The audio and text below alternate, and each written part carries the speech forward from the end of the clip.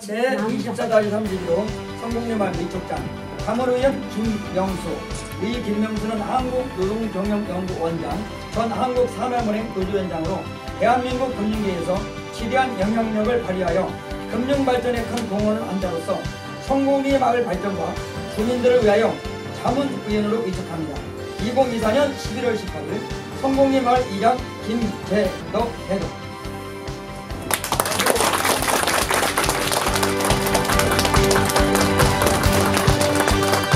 반갑습니다. 아이고, 반갑습니다. 반갑습니다. 너무 소중한 만남, 아름다운 인연을 위해서 또 이렇게 귀한 시간을 내주신 여러분들과 함께 오늘 1시간 같이 강의를 할 수 있음에 영광으로 생각을 합니다. 저도 교회 장로거든요. 같이 또 종교를 같이 할 수 있다는 부분에 대해서 또 일체감, 동질감을 느낄 수 있어서 강의가 더 생동감 있고 더 살아날 수 있는 그런 강의가 될 것 같습니다. 지금 세상은 많이 변하고 있죠. 디파이 아까 디센트럴레이션이라고 해가 탈중앙화로 해서 세상이 하루아침에 이렇게 갑자기 트럼프가 되면서 그 전에 물론 징조가 있었지만은 이렇게 갑작스럽게 변할 줄이야 상상을 하기 어려운 그런 입장에 돼 있다. 근데 세상에서 가장 지혜로운 사람은 어떤 사람이냐? 우리가 생각했을 때 끊임없이 여러분들처럼 배우고 또 익히고 그렇게 되면은 세상의 모든 것을 같이 함께 어우러서 이끌어갈 수 있는 사람이 된다. 다시 말하면 이 삶에 있어서의 주인공이 될 수 있다. 그래서 여러분들은 이 시대의 주인공 아니겠습니까? 그런 의미에서 우리 모두를 위해서 힘찬 박수 부탁드리겠습니다. 사실 우리 존경하는 우리 성공리 이장님께서 갑자기 그젠가 강의 좀 부탁한다. 근데 사실은 제가 강의를 안 한 지가 한 20년이 넘거든요. 예전에 제가 강의할 때는 하루 이틀에서 1억씩 벌었어요. 예전에 많이 벌 때는 벌써 20년이 넘었죠. 벌써 예전에 책도 한 102권 정도 썼고요. 국내에서는 가장 많이 썼습니다. 이렇게 또 이제 건방지게 말씀하면 큰 죄송스러운 금할 수 없는데, 근데 제가 이제 인생을 살면서 여러분들에게 감히 또 우리 인생 선배님들 앞에 말씀드리기도 좀 어렵지만은 제가 평상시 하던 대로 하겠습니다. 먼저 양해를 구하겠습니다, 여러분. 저보다 다 연배인 같아서 저도 이제 한갑이 지났거든요. 그래서 우리 이장님보다는 한 살 많습니다. 그래서 형님 소리 듣거든요. 세상은 제가 한마디로 말하면 내가 만나는 사람이 나의 역사다. 내가 사기꾼을 만나면 나도 사기꾼이 되는 거고 벼락부자를 만나면 나도 벼락부자가 된다. 여러분들이 경험을 하실 수 있을는지는 모르겠지만 가난한 동네, 빈곤한 마을에 살면 계속 가난하게 살아요. 근데 강남에 살면 거기 갓 쫓아가면서 잘 살게 돼요. 그러니까 만나는 사람이 나의 역사다. 항상 머릿속에 넣어주시기 바랍니다. 저는 이제 그 산업은행에서 한 30여 년 가까이 근무를 했습니다. 근무하면서 대한민국의 역사를 한번 바꾸고 싶었습니다. 사실은 어떻게 바꾸냐면은 세상을 지배하는 민족이 누구냐 놓고 봤을 때 여러분 누구라고 생각하십니까? 대한민국이요. 대한민국이죠. 근데 이거는 이제 말로만 하는 거고 대한민국이 아니라 미국이죠. 미국 내에서 누가 지배를 하고 있습니까? 유대인이죠. 유대인은 세계 인구의 얼마나 차지하고 있어요? 0.5%, 1%도 안 돼요. 0.5%도 안 되는데 왜 세계를 지배하느냐? 그렇죠, 맞습니다. 바로 나오시네요. 지금 어떤 사회에 살고 있어요? 자본주의 살고 있잖아요. 우리 공산주의가 아니에요. 공산주의라는 거는 그 공산, 그러니까 나눌 공짜죠. 서로 나눠 먹자. 산업을 먹고 사는 문제를 나눠 먹자. 돈을 나눠 먹자. 이게 이제 공산주의인데 실적으로 보면 여러분들 공산주의가 어떻습니까? 유일 독재죠. 한 사람이 올인을 해버리죠. 그렇기 때문에 원래의 사회주의, 공산주의 사상하고는 전혀 별개로 이루어지고 있는 것이 현실입니다. 근데 우리는 공산주의가 아니고 어디죠?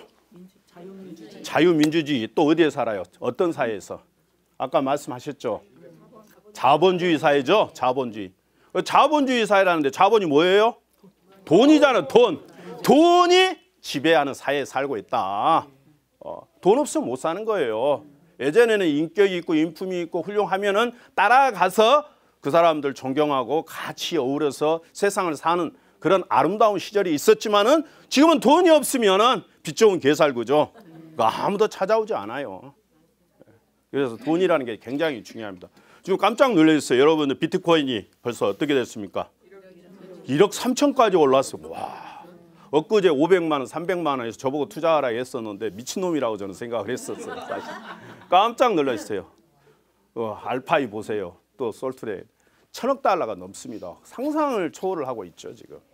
세상이 이렇게 급변하고 있어요. 급변하고 있는데 우리 은행들은 한번 구조를 보세요. 어떻게 하고 있는가. 예금 따먹고 있잖아요. 대출해서. 그것도 신용만 갖고 하잖아요. 신용. 그게 아니죠. 담보가 반드시 있어야 돼요. 그래서 신용 평가를 하는 거예요. 그게 신용 등급이 좋아야 또 대출을 받아요. 그러니까 애국은 이렇게 급진하고 급발전하고 센트럴레이션은 탈중앙화가 되어 있고 디파이 시대로 전환하고 있는데 아직까지도 우리는 꽁꽁 폐쇄적으로 살고 있단 말이에요. 황당하죠, 여러분. 그러니까 그 안전한 놀이터에서 애들 놀고 있잖아요. 거기서 벗어날 수 없어요. 세계는 급발전하고 정말 상상할 수 없는 4차 산업 AI 혁명 시대에 탈중앙화가 되고 있는데 근데 우리는 아직도 그걸 세밀하게 조사해가지고 담보 있어요, 없어요. 또 얼굴 보고 판단해요. 신용등급 1등급, A등급, B등급, C등급 이렇게 해가지고 B등급 이상이 돼야 돼, 최소한. 그래야 대출을 해줘요. 그러니까 경쟁력이 있겠어요, 없겠어요? 네. 제가 그래서 예전에 산업은행에 있을 때 위원장을 했던 이유가 뭐냐면은 한번 자본주의 사회에서 세계를 지배하기 위해서 뭐가 필요하다고 했죠? 돈이 필요하다고 그랬죠. 한번 돈을 만들어 보자. 그래서 아까 우리 이장님이 말씀하셨지만 IMF 시대 때 회사들이 막 굳어났죠. 많이. 현대, 삼성까지도 굳어날 수 있는 어려운 입장이었죠. 그런데 그 당시에도 우리 회사에서는 신용등급을 따지고 담보 있냐 없냐 이걸 따졌어요. 대출을 할 수 있느냐 없냐. 그래서 제가 그때 심사를 담당했을 때 그건 아니다. 어차피 망할 때 국가도 망하는데 회사가 무슨 필요가 있냐. 다 해주자. 그래서 다 승인을 내줬어요. 그래서 오늘날 밤잠 설쳐가면서 대출해가지고 우리 대한민국이 갱생할 수 있었던 그런 기폭제를 제가 조금은 제공했습니다. 그러니까 좀 금융에 대해서 제가 눈을 볼 줄 알죠. 금융에 대해서. 근데 사람들이 왜 제 말을 신뢰를 하느냐. 제 말을 신뢰하는 거는 책을 많이 썼기 때문이죠. 책 쓰는 사람은 거짓말하지 않습니다. 근데 제가 왜 책을 쓰게 됐느냐. 거기부터 이 말씀을 드리겠습니다. 제가 만나는 사람이 나의 역사라고 그랬죠. 내가 진짜 돈 많은 사람 만나면 벼락부자 되는 거예요. 근데 사기꾼 만나면 저는 학교에 가야 돼요. 교도소 담장 항상 우리는 중간에서 왔다 갔다 하죠. 여차 잘못하면 한순간 나락으로 떨어질 수 있어요. 순간 잘못하면은. 무서운 세상에 도장 한번 잘못 찍고 말 한마디 잘못하고 또 심지어는 여자 엉덩이 한번 잘못 만져가지고 큰일 나죠. 예전하고는 달라요. 예전에는 취미도 떼고 거짓말도 하고 하는데 다 요새는 카메라, 몰래 카메라 모든 게 다 장착이 돼 있어가지고 거짓말할 수 없는 정말 깨끗한 사회가 돼가고 있다. 근데 살기가 더욱더 힘들죠. 정이 없어요. 엊그제 제가 결혼식을 했는데 사람들이 올까 말까 걱정을 많이 했어요. 근데 누군가 그러더라고요. 왜 사람을 초대했냐. 그렇게 귀찮게. 그냥 가족들끼리 결혼하고 상을 치르면 될 거 아니냐. 누가 그러더라고요. 근데 그게 여러분 맞다고 생각하세요? 그건 아니죠. 제가 상갓집을 대한민국에서 아마 제일 많이 갔을 겁니다. 아마. 왜냐하면은 사람들 마주 만나야 해서. 근데 어떨 때 보면은 가는데 사람이 많을 때는 흡족하게 오는데 어느 날 어떤 집에 가면 고독사로 죽는 사람이 있어요. 비참한 거죠. 어떻게 보면은. 마음이 아프더라고요. 어떤 분은 장차원까지 지냈는데 정승이 죽으면은 어떻게 돼요? 안 와요. 근데 개가 죽으면 정승개가 문전성시를 이러잖아요. 거기서 느꼈어요. 제가 죽고 나니 아무도. 그래서 보니까 뭐죠? 그 상 치르는 1,600만 원이 나오는데 그걸 못 치르고 있더라고. 사람이 안 와가지고. 그러니까 여러분들 결혼식 할 때 상가집 갈 때 가야 돼요, 말아야 돼요? 가야 돼요. 가야죠. 그래도 5만 원 내더라도 3만 원 내더라도 월급은 비쳐야죠. 그렇죠? 그래서 저는 이제 아까 처음에 제가 화두를 끄는 게 내가 만나는 사람이 나의 역사다. 제가 이제 공부를 되게 못했어요. 공부를 뭐 잘한 것도 아니고요. 아까 뭐 성대법대 나왔다 하는데 성대법대도 괜찮은 대학이죠. 어떻게 보면. 근데 제가 이제 대학을 졸업하고 나서 그때는 이제 자존심이 좀 강하다 보니까 사법시험을 좀 도전을 하려고 했어요. 제가 사법시험 여러분 알죠? 판검사 되는 거. 그때는 최고의 출세의 수단이 판검사가 됐죠. 판검사 되는 것이었죠. 근데 그 판검사가 왜 판검사가 최고의 출세의 수단이냐면은 없는 놈들이 출세하기 위한 수단이었지. 있는 놈들은 뭐 판검사가 중요한 게 아니고 없는 사람이. 그래서 여러분 대통령 중에 누가 하게 된 거죠? 그렇죠. 정말 고등학교밖에 안 나와가지고 정말 사법시험 패스해가지고 됐죠. 여러분 사법시험이 있어야 돼요, 없어야 돼요? 있어야 돼요. 그렇죠. 근데 이제 본인이 이제 대통령 되고 나니까 원래 이제 대통령이 되는데 이제 중요한 것은 사법시험 패스하면은 용 됐다고 그러죠. 용. 개천에서 용 났다 그러죠. 맞아. 개천에서 용 났다는데 우리 노무현 대통령 말씀드리기엔 좀 곤란하지만은 개천에다 시멘트를 발라버렸어요. 시멘트를 발라버리니까 돈이 있는 놈만 이제 출세해야 돼. 돈 없는 개천에 있는 애들 어떻게 되죠? 결국에는 용은 되죠. 토룡이라고 알죠. 시멘트에 발라버리니까 그 밑에서만 바짝바짝 하니까 어떻게 돼요? 토룡, 흑토자의 용. 그러니까 지렁이가 되는 거죠. 출세할 수가 없는 거죠. 그러니까 지도자가 누가 되느냐에 따라서 하나의 역사의 파라다임이 달라지는 거예요. 제가 말씀드리고자 하는 것은. 근데 저는 그래서 이제 사법시험을 열심히 공부를 했어요. 근데 전 당연히 될 줄 알았어요. 근데 당연히 떨어졌더라고. 나 열이 받아가지고 나 다시는 이런 더러운 시험 내가 안 본다고. 이들이 나를 어떻게 평가를 해. 그러니까 제가 좀 고지시겠나 봐요. 내가 대한민국에서 제일 실력이 있는데 말이지. 이제 그러니까 정말 허풍이 심했던 거죠. 제 개인적으로. 나만큼 실력 있는 사람 뽑아야지. 내가 모의고사 할 때마다 맨날 1등 했는데 왜 나를 못 뽑냐 이거야. 열이 받더라고요. 다시는 사법시험 안 보겠다. 그래서 이제 고민이 되더라고요. 고민이 되는데 하루 이제 차를 이제 제가 강의를 좀 할 줄 알아서 조금 쉬는 시간에 영어 강의를 했어요. 그때는 이제 대입 영어가 굉장히 인기가 있었죠. 강의를 하면은. 근데 강의를 할 때 제 강의를 할 때 처음에 2명이 듣더라고요. 2명이 들으면 무조건 학원에서 강의를 하면 반타작이에요. 그러니까 5만 원 하면 2만 5천 원씩 학원하고 나눠 먹는 거야. 무조건 그것만큼 깨끗한 거 없더라고. 그래서 처음에 2명 하니까 앞이 안 보이더라고요. 2만 5천 원 벌어가지고 어떻게 살아. 그래서 안 되겠다 싶어가지고 제가 교재를 썼어요. 교재를 쓰면서 강의를 공짜로 좀 들으려고 하는 사람들이 많으니까 조금 그 교재를 제가 판매한 대신에 공짜로 한 번만 좀 봐주세요, 원장님. 그래서 2명, 3명, 4명 아무리 내가 강의를 대한민국에 제일 잘해도 10명 이상 안 오더라고. 그 10명 이상 안 오면 50만 원, 25만 원밖에 못 받아. 그럼 어떻게 해요? 번화 많아지 아무리 열심히 해도 안 돼요. 그게 몇 개월 갔어요. 안 되겠다 싶어가지고 특강을 한번 때리자. 공짜로 때리면 사람들 올 거 아니냐. 그래가지고 공짜 특강을 했어요. 내 실력이 있잖아요, 영어는. 영어 한번 하면은 진짜 팍팍 나오거든요. 저는 이거 절대 강의할 때 책 보고 안 해요, 저는. 뭐 예를 들면 투부정사를 목적으로 취하면 one issue of farm scale, 어그리, 자이펠, 디사이, 던, 치즈, 레피지, 스펙트, 민스, 딱딱딱 다 나와버려 머릿속에. 한번 하면은 그냥 경필만 갖고 하는데 그 전엔 2명, 3명, 10명이 모였는데 그때 공짜로 한다니까 500명이 온 거야, 500명. 그냥 500명이 오니까 날았죠 그때. 그러니까 사람들 세상에 저렇게 강의 잘하는 사람이 어딨냐고. 와, 나 눈이 뒤집혀졌죠. 그 강의를 그때부터 돈을 더블로 받았어, 더블로. 왜냐하면은 자석이 한정돼 있으니까 500명 이상 받을 수가 없어요. 그때 대한민국 최고의 강사가 된 거죠, 어떻게 보면. 그래서 그러다가 이제 사법시험 철이 와요.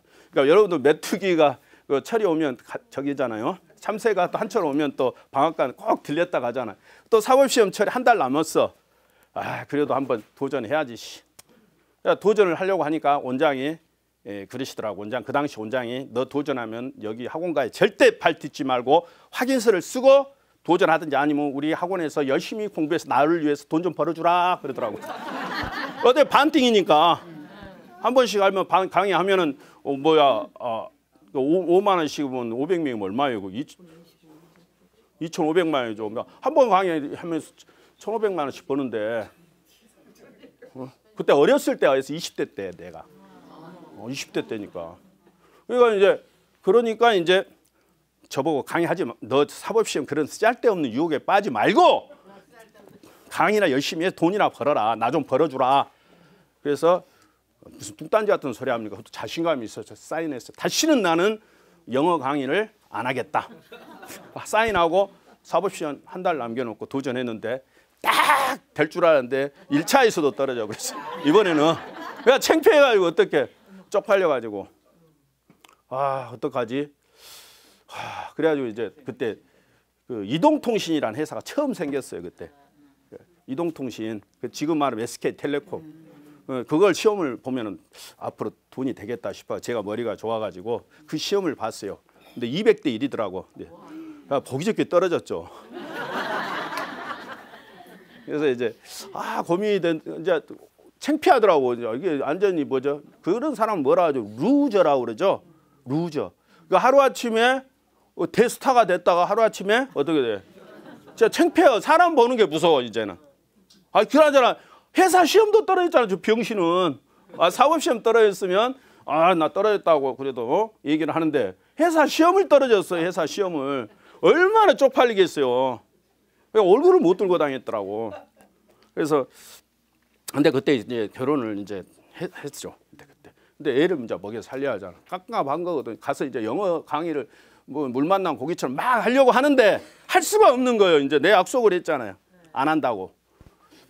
이제 저는 이제 항상 제일 최고의 가치를 저는 말이 법이다.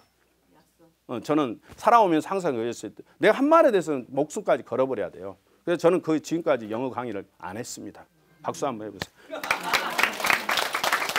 그렇게 좋은 기회가 있으면서도 저 영어 강의 진짜 대한민국이 제일 잘했어요. 떼돈 벌었을 때죠 아마. 그런데 이제 누가 그러더라고요. 저보고 야 그러지 말고 산업은행에 시험이나 봐라. 그래서 쪽팔리게 은행원들 뭐 창피하게 어떻게 은행원 시험을 봅니까? 내가 그래도 야 합격이나 하고 봐라 이 새끼야 그러더라고. 시험에 회사 시험도 떨어진 새끼가. 그래서 자존심을 건들더라고요. 그래서 이제 쪽팔리게 모르게 봤어요. 또 떨어지면 창피하게 안 봤다 해. 모르게 봤는데 이제 간신히 붙은 거야. 간신히. 이제 꼴등으로 붙은 것 같아. 내가 보니까. 갑자기 많이 뽑아 꼴등으로 붙은 것 같아. 이제 산업은행에 딱 가니까 이제 내가 아는 분이 야, 너 진짜 좋은 데 갔다. 너 좋은데 내 말 들어. 너 성공하려면 내가 있잖아. 이번에 큰 회사에 내가 나왔단 말이야. 이번에 내가 큰 사업을 하는데 보증 좀 서라. 그래서 뭔 보증이요? 내가 너 10배는 줄 테니까. 그리고 너 성공시킬 때 너 그 이자율이 얼마지?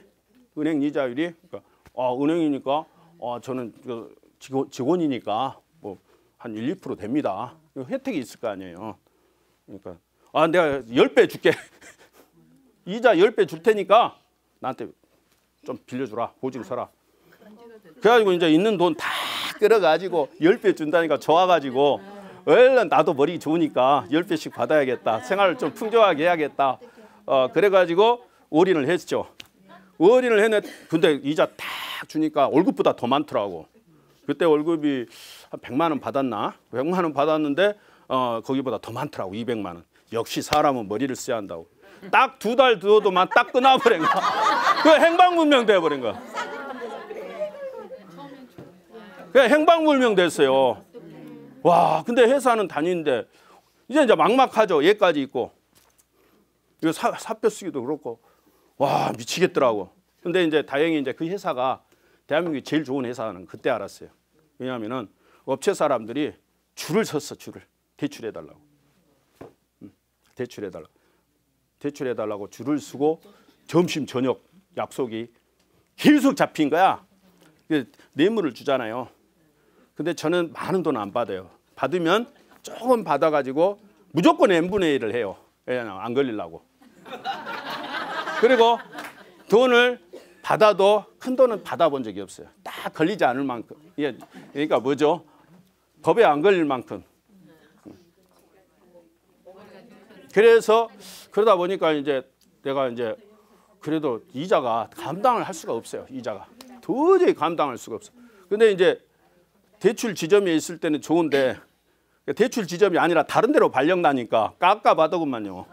돈데 생기는 것도 없고 출퇴근하는 것도 힘들어 죽겠고, 야, 진짜 깝깝해요. 그래가지고 어떻게 살아야 하나, 진짜 막막하죠. 이거 학원에 강의를 다시 해야 하나 이제 막 하다가 아, 내가 잘하는 게 있지. 학원 강의지. 근데 내가 영어를 강의를 해야 하는데 영어 안 하기로 확인서를 썼는데 그래서 영어 말고 뭘 하지 그래가지고 이제 하루 이제 신림동인가 거기에 가니까 서울대 앞에 고시촌이 있더라고요. 고시촌에 보니까 학생들이 몇백 명이 막 듣더라고요. 500명, 1000명씩 막. 야, 저게 이제 가장 마이다스 최고의 길이다. 엘도라도다. 생각을 해가지고 그걸 도전하려고 하니까 아무도 인정해 준 사람도 없고, 또 회사 끝나면 6시에 끝나면 가도 강의하겠습니다 해도 누구 들어준 사람도 한 명도 없어요. 제가 누군지 알아요. 아무것도 모르고. 근데 거기에 있는 친구들은 대부분 무식 공부하는 애들은 또 서울대 출신 또 그러는데 답답하더라고요. 그때도. 그래서 이제 그때 이제 제가 처음 본 게 다른 과목보다도 딱 노동법이 약한 것 같아요. 보니까 민법, 형법 뭐 이런 데는 기라성과 대한민국 최고의 강사들이 있는데 저는 보니까 노동법이 조금 외국 법을 그대로 베껴 써가지고 이렇게 책을 낸 것 같고, 그러면 내가 이거를 한번 제대로 한번 책을 써보자, 강의를 한번 해보자. 그래갖고 책을 열심히 썼어요. 열심히 써가지고 한 6개월 동안 목숨 걸고 했습니다. 진짜 열심히 했는데 이제 책이 딱 나왔는데 아무도 안 사더라고요. 그래서 이 책 갖고 강의를 하려고 하니까 강의를 안 받아주더라고. 답답하대요. 그래서 이제 그 고시촌에서는 안 되니까 예를 들면 직업 상담사, 공인 노무사 이런 게 있거든요. 근데 그쪽 이제 사이드에 안산이나 안양이나 뭐 이런 데 있죠. 그 강의할 수원. 이제 회사만 끝나면 불이 나게 가서 강의를 했어요. 알지도 못해요. 노동법도 잘 알지도 못하는데 보면서 졸면서 이렇게 했죠. 왜냐? 돈 벌라고. 그때 이제 돈을 이제 악착같이 벌었죠. 악착같이 이제 빚을 갚아야 하니까 막 미치는 거죠. 안 되니까. 근데 하루는 이제 또 그 방법을 쓰자. 책을 냈으니까 공짜로 강의를 때려버리자. 그 방법이 딱 핫플레이스 뭐죠? 딱 전기불이 바짝하더라고. 그래서 공짜로 추석 특강을 때렸어요.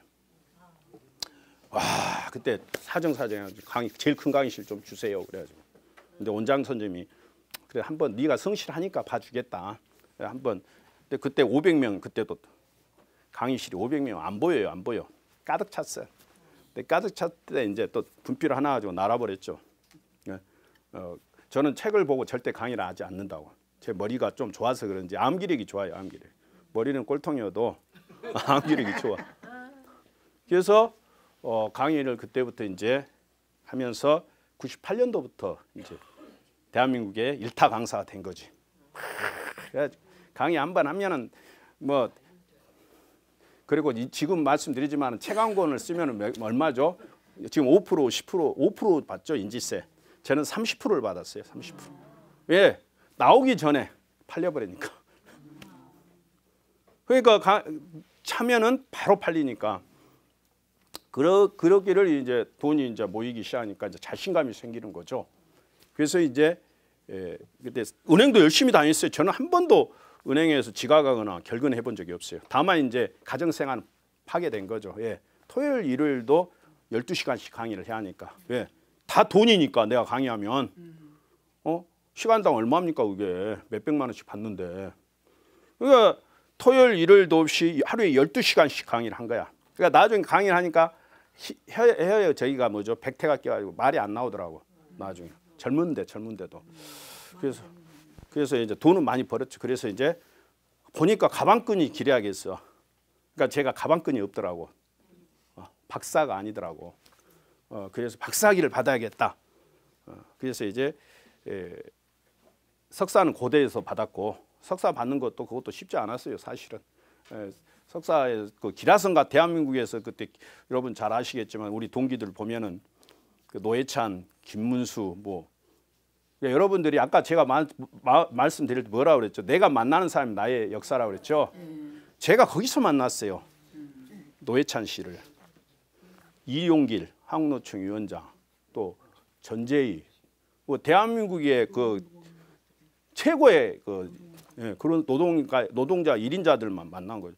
같은 레벨이 돼버렸어요. 저도 같이 따라가면서 밤새도록 같이 술 먹는데 제가 계산을 하면 되잖아요. 얼마 안 되니까. 술 먹은 거 막걸리 먹어봤자 얼마나 먹겠어요.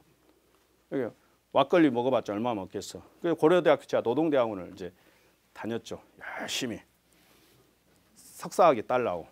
가방끈이 있어야 하니까 그때는 열심히 다니면서 저는 이제 밤새도록 졸고 그러면서 이제 돈 대주는 게 제가 저기 짭이었어요. 술값 대주는 거. 그러니까 저를 이뻐하더라고 선배님들이. 아유 이리 오라고. 왜? 돈을 잘 내니까. 그래서 고려대학교 노동대학원 진짜 저를 키워준 대학원이죠. 어떻게 보면. 그때 처음 생겼어요. 노동대학원을. 노동대학원 생기면서 제가 그 교우회장을 돈 많이 쓰니까 교우회장 4년이나 했어요. 너무 많이 했죠. 그러니까 뭐 대한민국에 뭐 기라성 같은 사람 다 알게 되죠. 거기서. 그러니까 자연스럽게 산업은행 위원장도 자연스럽게 되죠. 그게 누구를 만나느냐가 그래서 물이 중요하더라고. 물이 좋은 데 가야 돼 여러분들이. 그래서 그때는 황금 시대였죠. 그래서 제가 이제 아까 이제 금융에 들어옵니다.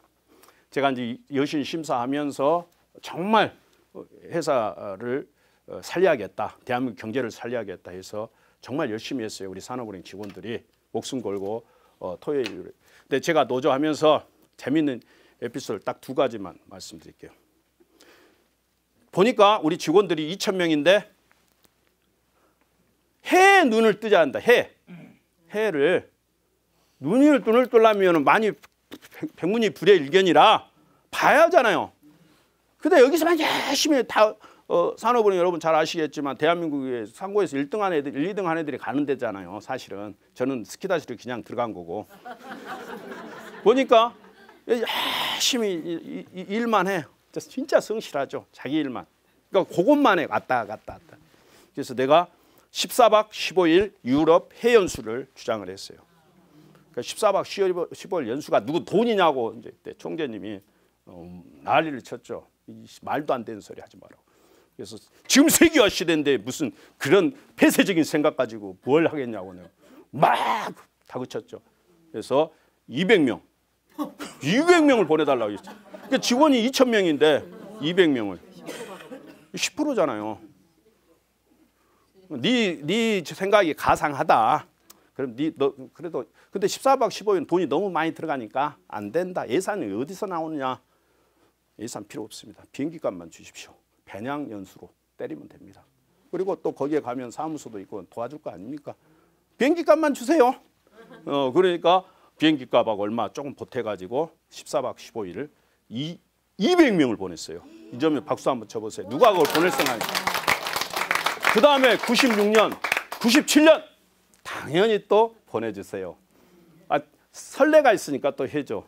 또 98년 또 설레가 있으니까 또 해줘. 왜? 설레 없으면 못 해줘요. 공직사회에서는 공기업에서 굉장히 중요한 거거든요. 그래서 600명을 해외로 연수를 보내서 그 사람들이 세계화 시대의 주축으로서 대한민국이 부도날 때 그 사람들이 다 구해낸 거예요. 진짜 여러분은 이제 뒷얘기지만은 그 다음에 이제 또 하나는 뭐냐면은 우리 산업은행이 그 당시에 최고은행이었어요. 최고은행인데 임금이 별로 안 좋더라고. 그 당시 제일 좋은 은행이 장기신용은행이라고 들어보셨어요? 네. 장기신용이 최고은행이었죠. 산업은행하고 그 임금표를 100으로 놓고 산업은행을 놓고 보니까 장기신용은이 132더라고. 132. 그러니까 내가 34개 금융기관에서 산업은행이 32등이다고. 가짜로. 그럴듯하잖아요. 그러니까 1등하고 32% 차이가 나는데 그러니까 이제 깜짝 놀랐죠. 직원들이. 아니 우리 산업은행이 그래도 최고 은행인데 꼴찌 은행이다. 임금이. 이래가지고 무슨 일을 하겠냐. 사기 저하에서 도저히 할 수 없다. 우리는 이대로 그만둘란다. 파업하자 그때. 내가 파업 머리 빡빡 깎고 우리 그래서 이제 제가 그런 건 잘해요. 시험시험 단결 투쟁 하면서 예 제가 노동법 강의도 했잖아요. 뭐 우리 하면은 이거는 진짜 잘해요. 제가 마이크 잡으면은 목소리로 목소리가 자다가도 일어나요. 저 8층에 있는 사람 1층에서 목소리 소리치면은 제가 잘하는 건 목소리 치는 것밖에 없어요. 그래가지고 투쟁을 했어요. 여기서 밝히는 그랬지만은 임금을 34% 인상을 요구를 했어요. 그래서 미친놈이라고 그러죠. 우리 그때 총재님께서 정부투자기관 관리기본법에 의해서 8% 이상 하면 그 있을 수 없다. 예산도 없고 돈도 말도 안 되는 소리 미친놈이라고. 상대 안 하겠다고. 8%. 그럼 8% 재원을 저한테 주시겠어요? 그래 8% 안 해서 난 모든 그 이상 절대 줄 수 없다. 그때는 그게 가능했죠. 8%. 그럼 8%를 어떻게 했냐. 12분의 1로 나눴어요. 그래서 1월부터 11월까지 임금 인상을 안 하고 12월 달만 인상해서 30% 인상해서 다음번에 치고 나갔죠. 그래서 산업은행이 대한민국 최고 은행으로 최고 임금을 받게 된 겁니다. 그래서 제가 이제 위원장 되고 처음에 IMF 때 우리가 보증이잖아. 저기 담보도 없이 줄 수가 없잖아. 그러려면 어떻게 해야 돼? 투자를 해야죠. 그러니까 지분을 투자를 하는 거죠. 지분을 투자를 하게 되면은 우리가 삼성전자, 현대 그러니까 5천 원 싸게 지분 투자하는 거예요. 5만 원짜리, 몇만 원짜리를 지분을 그냥 그러니까 이게 한 5년, 10년이 지나면 어떻게 되겠어요? 10배 이상 올랐잖아요. 그래서 그 당시에 산업은행 IMF를 통해서 세계 최고 은행이 된 겁니다. BICV의 자기 자본 비율이 18%가 넘었어요. 최고 은행이었습니다. 그래서 제가 생각을 해보니까 산업은행을 그냥 그 대출만 해주고 구조조정만 하면 안 되겠다. 그래서 산업은행을 세계적인 메가뱅크로 만들어야겠다. 민영화를 해야겠다. 민영화를 해야 한다니까 노동조합의 적이잖아요. 미친놈이 무슨 민영화를 하자고 그냥. 있을 수 없는 일 아니에요. 민영화한다는 것은 노동조합이 제일 반대하고 우리 노동자들이 반대해서 목숨 걸고 민영화 반대 투쟁을 해야 하잖아요. 그게 헤게모니인데 근데 민영화를 제가 들고 나왔어요. 어떻게 했냐. 우리 산업은행이 그 당시 180조인데 120조를 크레딧 인베스트먼트 뱅크 CI뱅크로 만들고 60조는 코FC라고 해야죠. 구조조정 전담으로 하자. 어차피 회사가 어려우면 대한민국에서 나라에서 도와줘야 하지 않냐. 요거는 그대로 놔두자. 60조만. 그리고 120조만 갖고 이걸 가지고 세계은행을 다 만들어버리자. 세계를 지배한 게 아까 누구라고 그랬어요? 돈. 유대인이라고 그랬죠? 유대인들이 세계 금융을 지배하니까. 그래서 제가 이제 120조를 갖고 그 당시에 제1은행이 좀 힘들었죠. 제1은행, 우정본부, 우리은행 뭐 이제 그때도 뭐 그렇죠. 힘들 때에서 그 회사를 다 M&A를 해 통폐합을 하면 1000조 이상이 되겠더라고요. 1000조 이상이 되면 해외 PB라든가 해외 보증 다 할 수 있어요. 못할 게 없어요. 세상을 지배할 수 있는 거죠. 그리고 세계 200개 나라의 청년들 있잖아요. 실업 해소 차원에서 200명씩만 보내도 200개면 4만 명이 가서 그 나라를 지배를 할 수가 있다는 거죠. 제가 그 머리를 썼죠. 그리고 그 당시에 이제 리먼 브러더스가 부도날 때 2008, 9년 때 리먼 사태 여러분 잘 아시죠? 네. 근데 그냥 부동산 공짜로 다 10%, 그러니까 100원짜리를 한 10원, 5원에 다 살 수 있는 기회 있어. 우리가 다 살려고 했는데 난리 났죠. 나라 팔아먹은 매국노, 이한용 새끼라고. 그래서 제가 이한용이 됐습니다. 매국노 이한용 있잖아요. 나라 팔아먹은 을사오적. 을사오적 이러면 아죠? 저도 을사오적이 된 거야. 김명수가 노동조합이라는 놈, 한 놈 새끼가 그럴 수 있냐고. 사용자도 아니고. 반대를 했어요. 직원들 87%가 반대한 겁니다. 퇴진하라고. 그럼 뭐 어떻게 해요? 저는 제 꿈과 희망이 여기에 다 쏟고 세계적인 메가뱅크를 만들어서 세계를 다 우리나라가 지배를 할 수 있는 절호의 기회인데 왜 돈이 있으니까 충분하게. 그렇게 이제 예쳤는데 이제 다수에 의해서 어쩔 수 없는 거 국회에서도 난리쳤죠. 무슨 그거를 저기 나라 팔아먹은 놈이라고 해야지. 여러분 오늘이 10월 18일이죠. 10월 17일 날 11월 18일. 그러니까 11월 17일 날 옛날에 저기 1905년 저기 뭐죠? 중명전이라고 있어요. 덕수궁에. 중명전에서 5놈이 나라 팔아먹었다고 그랬죠. 을사조약 기억 안 나십니까? 을사늑약이라고 그러죠. 여러분 잘 아시겠지만은 그때 그 대신들이 9명이 있었어요. 근데 일본애가 빨리 조인을 해라. 너희들은 국가를 통치할 능력이 없다. 애격권을 박탈시키는 그런 조약 협약을 체결을 하자고 했는데 고종은 목에 칼이 들어도 끝까지 반대를 했어요. 그가 나는 잘했어요. 고종이 진짜 무능한 왕인데 제가 말씀드리면 좀 뭐하지만은 그거 하나 딱 막았어. 근데 이제 대신들이 9명이 있었어요. 9명이 있었는데 돈으로 다 매수를 한 거죠. 근데 매수를 안 된 4명이 있었습니다. 한규설부터 시작해서 총리부터 시작 다 반대했죠. 5명을 지금 돈으로 하면은 몇백억씩 돈을 매수를 한 거예요. 합의해주면 어차피 망한 나라니까. 5명이 찬성하고 4명이 반대를 했어요. 그게 5대 4야. 그럼 원래대로 본다면 어떻게 되죠? 그게는 된 거라고 생각하지만 최종적으로 누가 오너가 받아요. 그 오너가 누구예요? 고종이죠. 걔들은 그냥 실무자들이잖아요. 실무자들이 받지 5명 중에 4명이 찬성하고 아니 9명 중에 4명이 찬성하고 5명이 반대했습니다. 오너는 회장님 어떻게 생각하십니까? 이렇게 할 때 회장은 뭐라 해서 반대했잖아요. 그럼 그거야 무효야 유효야? 무효죠. 무효이기 때문에 그때 을사늑약이 무효이기 때문에 그 당시에 이제 여러분 이제 역사적으로 잠깐 인문학 좀 정서를 좀 함양할까요? 네. 좋습니다. 그때 이제 고종은 굉장히 좀 부정부패가 많은 분이었어요. 그래도 이제 나라를 살리려는 욕심은 있었던 거죠. 자기가 오너니까. 오너 때 오는데 이제 1905년 오늘 그러니까 11월 17일 날 합의를 하고 나서 그때부터 이제 끙끙 앓았죠. 그런데 그때 이제 대사관이 다 이제 호출된 거죠. 다.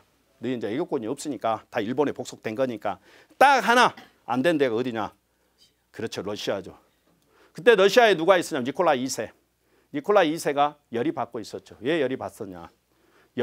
여러분들이 러일 전쟁 알죠? 러일 전쟁 누가 이겼어요? 일본이 이겼죠? 일본이 이겼는데 사실은 이제 영국이 이긴 거죠. 원래는 이제 무적 함대 있잖아요, 여러분. 스페인 무적 함대를 깨트리는 영국이잖아요, 영국.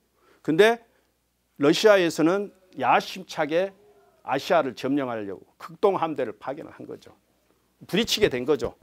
근데 사실은 그때 영국은 일본 놈들은 믿을 수가 없으니까 조선을 밀어줘야겠다 해서 조선의 여수 밑에 거문도항 아세요? 거문도항에다가 해군 기지를 만들려고 했어요. 정착. 해군 최고의 기지로. 그래서 해밀턴 항이라고 해가지고 어마어마하게 투자를 한 거죠. 1885년에 거문도항에다가 그러니까 홍콩 이상으로 발전시키려고 했어요. 근데 민비가 청나라 시켜가지고 저것들 오랑캐 새끼들 쫓아내라고 계속 청나라한테 얘기를 하니까 청나라에서 막 대적으로 막 침략한다고 야단치니까 영국도 결국에는 이제 명분 싸움에 밀려가지고 일본으로 간 거예요. 그래서 일본으로 가니까 우리 얼마나 원통합니까? 그때 해밀턴 항으로 해가지고 영국이 우리나라를 힘을 합쳐가지고 했으면은 우리가 국동의 최고의 강국이 됐는데, 그러니까 누구를 만나느냐가 중요하지만 잘못 판단하면은 그때. 근데 사람들은 그걸 몰라요. 그냥 오랑캐 새끼들이 와서 점령했다. 그렇게 생각을 하는 거죠. 그런데 이제 일본에서 가다 보니까 일본에 영일 동맹 맺고 1902년 영일 동맹 맺고 1905년에 캐스라 테프타 밀약 필리핀이 미국 먹는 대신 미국이 필리핀 먹는 대신에 일본이 한국 조선 먹는 거를 같이 밀약을 체결했어요. 그 상황이었어요. 그러니까 지금 모든 역사가 저기 힘의 논리를 이루어진 거죠. 영국이 뒤에서 모두 뒷받침해주면서 일본을 밀어주니까 그 힘을 받아가지고 러시아의 극동함대를 전멸시켜버리고 러일 전쟁에 승리를 했죠. 그러니까 러시아가 이 기분이 좋겠어요, 안 좋겠어요? 섬나라 조그만 애들한테 져가지고 쪽팔려가지고 니콜라이 2세가 진짜 쪽팔려. 보니까 이거 을주산 늑약이 가짜네. 이거 황제가 이거 조인을 해야 하는데 신하들이 조인한 걸 가지고 문제가 있다. 그래서 1907년 그 당시에 만국평화회의가 있어요. 만국평화회의를 주재하는 나라가 어느 나라냐? 러시아였어요. 어디에서? 네덜란드 헤이그에서. 헤이그에서 주재하니까 그때 이제 대사 하나가 있었어요. 이범찬이라고. 우리나라 유일하게 소환 안 된 대사. 그분이 이거는 황제 폐하, 이거는 우리는 너무 억울합니다. 그래서 그거를 무효화 시켜야 합니다. 그래서 만국평화회의일 때 그게 무효라는 것을 선언을 해 줄 수 있도록 조선에 밀사를 좀 파견해 주십시오. 요청을 합니다. 그래서 니콜라이 2세가 코레아 해가 13번째 초빙국으로 초대장을 줍니다. 그러니까 정식 49개 국가 중에 초대받은 국가 중에서 13번째로 코레아가 들어갑니다. 그래서 고종한테 갖다 주니까 옳다 됐다. 이거 일본 놈들 만행을 이 자리에 세계 만방에 얘기를 해서 한순간에 무효화시키고 다시 우리 애교권을 찾아오자. 그러니까 이제 어떻게 했으면 좋겠냐. 가장 똑똑한 놈들을 시키자. 그때 제일 똑똑한 사람, 그 배신하지 않을 사람이 하도 배신하잖아요. 그러니까 가장 똑똑한 사람이 누구지? 고민을 해보니까 일본 와세다 대학 나왔던 우리나라 최초의 검사 이준이라고 있어요. 이준. 이 사람이면 자식들도 있으니까 배신하지 않겠지. 무엇보다도 우리 전주희 씨네. 그 다음에 두 번째 누구를 하지? 머리 좋은 친구. 이상설. 성균관대 그때 관장을 했던 분이고 블라디보스톡에서 독립운동을 하고 있었죠. 그러니까 그다음 지금으로 말하면 서울대 총장을 했던 분이죠. 34살 먹은 이상설. 그리고 또 한 명이 또 필요하겠다. 안내하는 사람. 이걸 잘해야죠. 이거 가가지고 버버버버버 하면은 뭐 무슨 필요가 있겠느냐. 말을 잘한 놈이 누구 있지? 통역관 누구 잘하지? 이범석 아까 얘기했던 러시아 대사 아들이 있더라. 이유종 20살 먹은 약관인데 6개국어에 능통한 천재야. 그럼 세 사람을 보내야겠다. 여러분 헤이그 밀사 사건 알죠? 3명. 그 세 분을 이제 부릅니다. 그러니까 한꺼번에 부를 수가 없으니까 2주만 부르죠. 밀사로 이제 칙명을 다 올면서 출발해라. 그래가지고 이준이 갖고 황제의 칙령을 갖고 부산으로 4월 20일 날 출발합니다. 그리고 블라디보스톡에서 이상설을 만나가지고 산을 넘고 물을 건너 상테스베르크에서 이종을 만나요. 셋이 만나가지고 어디로 가냐면 네덜란드 헤이그로 갑니다. 헤이그에 가니까 딱 2달 걸렸어요. 지금 하면은 뭐 13시간밖에 안 걸리죠. 네덜란드 헤이그 13시간밖에 안 걸려요. 비행기 타면. 근데 그 당시에는 딱 2달이 걸렸어요. 60일이. 그래서 6월 20일 날 딱 도착을 해서 여장 풀고 나서 만국평화회의가 개최될 때 우리가 잘못됐음을 일본의 만행을 얘기를 하자. 적나라하게 포출해서 우리 대한민국의 독립을 외치자. 3명이 의기양양하게 딱 가니까 딱 잡았어요. 그쪽에서 네덜란드 그쪽이 무슨 소리냐? 초대장 있지 않냐? 놀랬어요. 13번째. 꼬레야? 니콜라 2세가 직접 사인해서 줬네. 깜짝 놀란 거예요. 들어가십시오. 그래서 안에 들어가려니까 일본이 영아야 형아들을 불러. 일본 미국을 불러가지고 아니 우리가 다 이미 복속을 했고 예우권을 다 우리가 가지고 있는데 왜 저기 예우권도 없는 애들을 들이냐. 형아야 저거 금지시키라. 그러니까 영국 미국이 안 된다. 가지 마라. 그래가지고 영국 미국이 그때 힘이 있으니까 영국이 힘이 셌죠.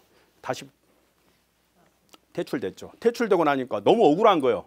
그래서 들어가는 입구에다가 해골, 이집트에서 나온 해골 있잖아요. 피라미드 해골을 거기다 꽂아놓고 목숨 걸고 한다고 3사람이 얘기를 하기 시작한 거죠. 그중에 이제 2사람 얘기한 건 아무 의미도 없고 왜? 무슨 말인지 안 통하잖아. 이희정이 젊은 놈이 또 잘생겼어. 키도 180이고 너무너무 핸섬하고 잘생기고 말도 잘해.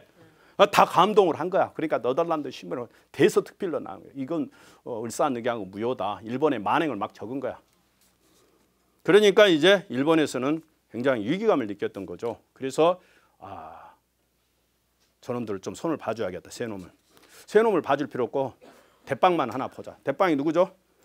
이준이죠. 팀장이죠. 여러분들 가시면 알겠지만 해외에 가면은 방이 2개가 있어요. 팀장은 하나 쓰고 두 사람은 둘이 쓰고 그렇게 돼 있어. 이제 7월 10일 날 그때 막 뭐냐 파리 혁명 기념일이야. 막 세계가 막 기쁨의 축제에 막 떠들고 있을 때 7월 10일 날 고종한테 전보를 칩니다. 이준이 만국의 한을 잊지 못해가 죽어버렸다고. 자살했다고. 그걸 7월 10일 날 띄워요. 근데 이준은 살아있어. 7월 10일 날 띄워가지고 그게 언제 도착하냐면 7월 16일 날 도착합니다. 근데 7월 14일 날 이준이 죽어요. 7월 14일 어떻게 죽냐? 거기 사인을 보니까 이준이 여기 뾰루지가 났대. 여기 밥을 먹다 보니까 여러분들이 밥을 잘못 먹으면 뾰루지 같은 거 나잖아요. 뾰루지 나니까 그 뾰루지를 치료하는 과정에 과다출혈로 사망했다. 그 의사 두 사람 사인을 받아야 돼요. 거기서 사인을 했더라고 보니까. 근데 이미 1910년에 저기 했다고 하니까 그래서 난리가 난 거죠. 그래서 이제 이상설은 겁이 나. 무슨 주 옆에 죽어가는 사람 보고 겁이 안 나겠어요. 다 도망가 버리고. 그 일본에서는 고종한테 가서 이 새끼 너 사람 파괴나 우리 개 쪽팔리게 다 했다고 고종을 뺨을 딱 때려버리죠. 이 새끼 나쁜 놈의 새끼라고. 너 죽어봐라고 막. 그럴 때 그 상황에서 고종이 빨리 왕 양해해라 순종한테. 못한다. 나는 죽어도 못한다. 고종이 끝까지 버티니까 고종의 친척이 있어. 이병무라고 무대장. 그 사람한테 시켜요. 그 사람 뽀찌 좀 줬겠죠. 근데 고종한테 칼을 딱 들이대요. 안 하면 확 죽여버리니까 빨리 넘겨. 근데 고종이 딱 보니까 이병무에 대해서 알아요. 잔인하다는 거를. 또라이라는 걸 한번 생각하면 바로 알았다고 살려달라고. 그래서 이제 7월 20일 날 양의를 해요. 그때 양의를 할 때 누가? 박영효한테 총무 대신이요. 박영효 와서 박영효가 다 해야 돼. 근데 박영효가 천하의 역적이 될까? 매국노가 될까 봐. 머리가 비상한 분이죠. 갑신정부부터 지금까지 살아남은 사람인데 곧불 걸렸다고 움직일 수 없다고. 그 바로 밑에 항무대 누구죠? 누구? 이한용. 이한용이가 사인했잖아 다. 그러니까 머리를 잘 써야 돼. 순간순간 여러분들. 인생을 살아가면서 모든 거를 여러분들이 알아야 돼요.